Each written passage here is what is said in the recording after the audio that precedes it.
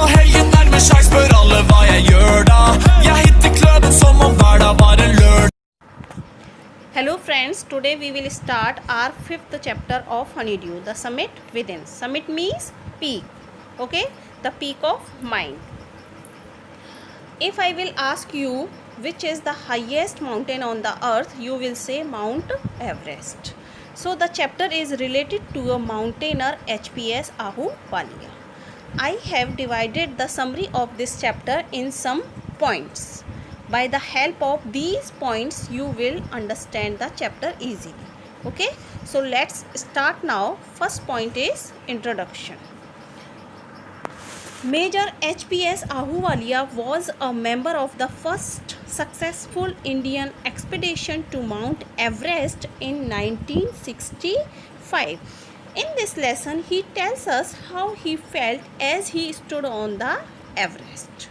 Okay, next point on Everest. Standing on the Everest, Major HPS Ahluwalia felt very humble. Physically, he was very tired instead of being very happy.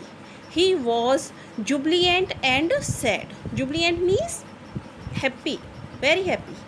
He did not know the reason. He wondered if this sadness was because now there was no higher peak to climb. Okay. Next point is a lifelong joy. Okay, a lifelong joy. Ahluwalia says that after climbing Everest, he felt a deep sense of joy. This joy was to last the rest of his life. He felt thankful to God. Next point, other summit. Ahluwalia had climbed a summit, but he thought of another summit. This was the summit of mind. Which was the summit? The summit of mind. He came to the conclusion that in order to climb a summit, a person needed three qualities. These are endurance, persistence and willpower. Endurance means सहन शक्ति, persistence means दृढ़ता and willpower means इच्छा शक्ति. Okay, it is only with the help of these qualities that a man overcomes obstacles. Okay, next point, why chose Everest?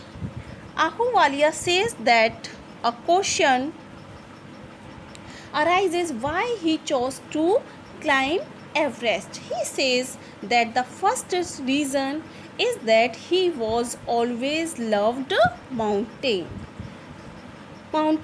Everest is the highest and the mightiest of them all. It is a great struggle against rock and ice. So after climbing this summit, there is a joy of having done something which only a few can do, looking at the peak from a distance. He is transported to another world.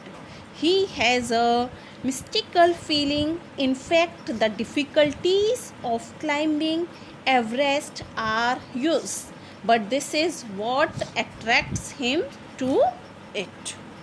Okay, next point, not a physical climb alone. Climbing Everest is not just a physical achievement or conquest. It brings fulfillment and fame. Besides, the experience is emotional and spiritual also. Okay, next point, coming down Everest. Looking down from Everest, the climber feels that the effort was worthwhile. It is an ennobling experience. The climber bows down to God. Ahluwalia left on Everest a picture of Guru Nanak. Rawat left a picture of goddess Durga. Fu Dorji left a relic of the Buddha. Edmund Hillary had buried a cross under a cane in the snow. These are all the symbol of reverence. Reverence means Shraddha. So the experience of being on the Everest changed a man completely.